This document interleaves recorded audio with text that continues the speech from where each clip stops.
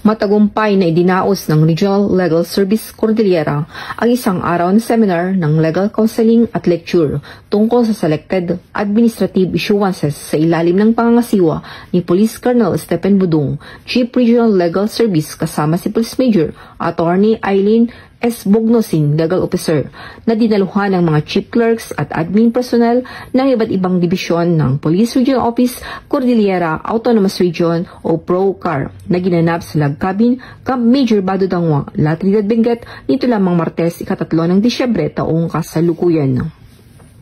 Ang naturang seminar ay layunin na mabigyan ng legal na tulong sa mga miyembro ng Philippine National Police na nahaharap sa mga kasong kriminal, administratibo at maging sibilo.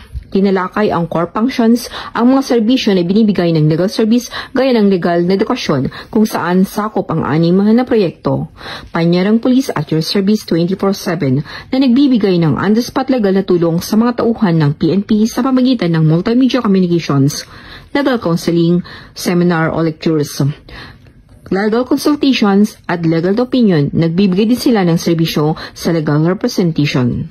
Gayon din tinalakay ni Police Major Attorney Eileen S. Bognosin hinggil sa disciplinary authority na sumasakop sa kapulisan, pati na rin ang People's Law Enforcement Board o ang PLEB.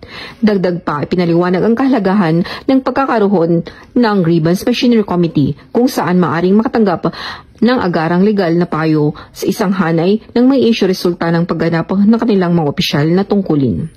Ayon kay Police Colonel Budong, Chief Regional Legal Service, sa kanyang panayam, ang kahalagahan ng PNP Legal Service ay para protektahan ang mga pulis mula sa harassment.